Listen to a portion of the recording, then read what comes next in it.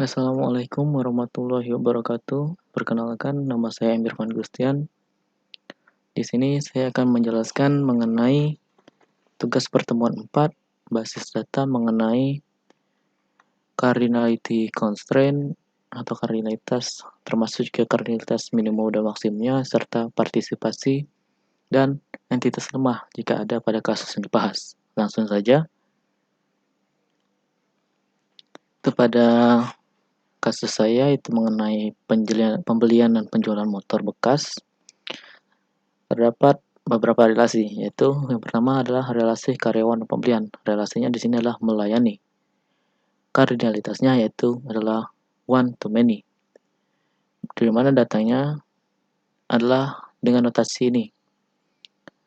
Notasi garis dengan arah panah ini. Ini berarti satu dan tidak bertanda panah atau biasa saja itu many. Ini berarti banyak karyawan dapat melayani, satu karyawan dapat melayani banyak pembelian, tetapi banyak pembelian hanya dapat dilayani oleh satu karyawan. Di mana kardinalitas minimum dan maksimumnya, untuk kardinalitas minimum dan maksimumnya itu dinyatakan dengan notasi lain. Sebenarnya ini kardinalitas minimum dan maksimumnya saya gabung dengan notasi kardinalitas yang berarah seperti ini, yang memakai garis berarah. Untuk mempersingkat saja. Untuk kardinalitas minimum dan maksimumnya itu adalah pada notasi 01 atau 1 titik-titik bintang ini. Di mana kita dapat mengetahui sebuah kardinalitasnya itu dapat dilihat dari yang paling kanan. Di sini 1 dan bintang. 1 berarti one dan bintang itu berarti many atau banyak. Sama saja seperti di bawah itu one to many. Di mana kardinalitas minimumnya itu adalah yang paling kiri, 0 dan 1 ini.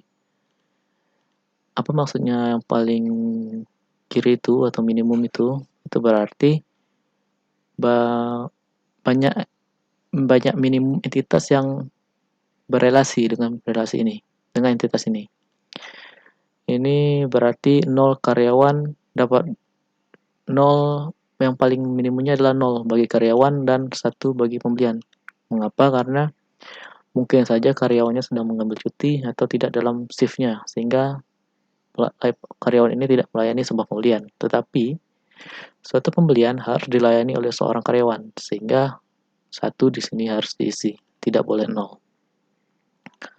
Untuk kardinalitas karyawan dan penjualannya hampir sama, hanya berbeda dengan penjualannya saja, one to many. Lanjut, untuk pembeli dan pembelian itu hampir sama juga, 01 dan 1 bintang 3 atau one to many juga. Lanjut lagi.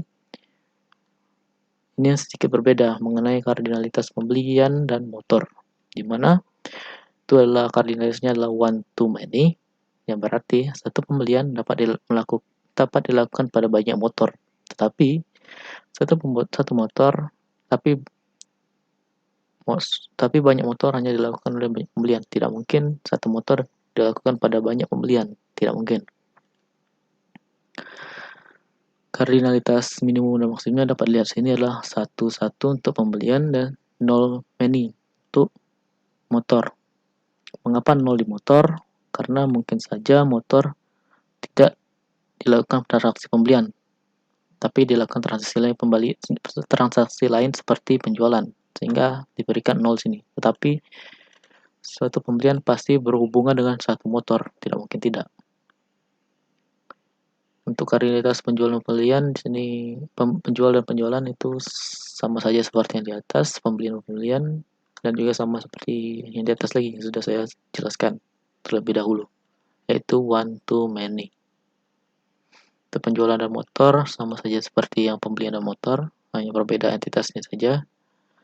Dan selanjutnya saya akan menjelaskan mengenai partisipasinya. Suatu partisipasi dinyatakan dengan 2 garis seperti ini. Ini dapat diartikan sebagai total partisipasi.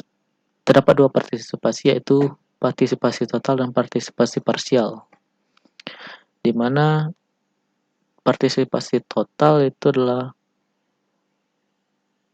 pada setiap entitas dalam sebuah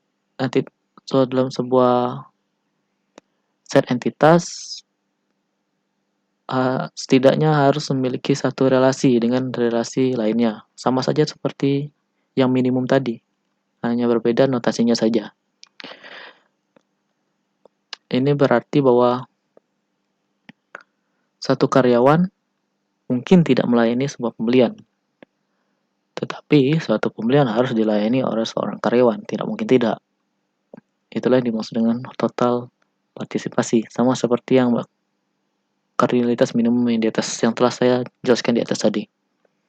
Untuk ini sama saja, yang pembelian dan motor ini sama seperti yang minimum di atas tadi, bahwa motor mungkin saja tidak dilakukan transaksi pembelian, tetapi dapat dilakukan transaksi yang lain seperti penjualan.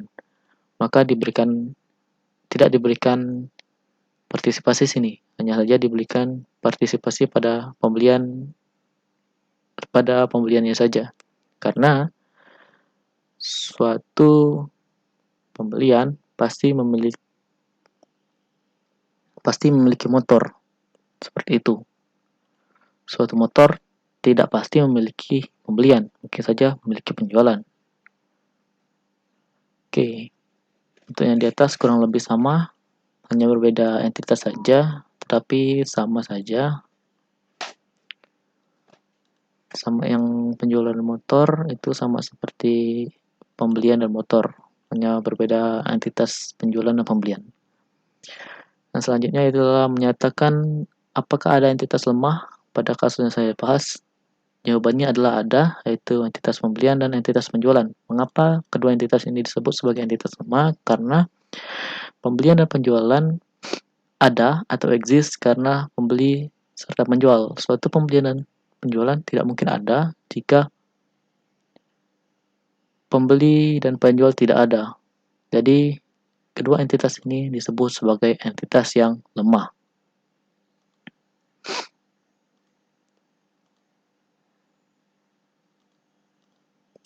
Demikian yang dapat saya sampaikan.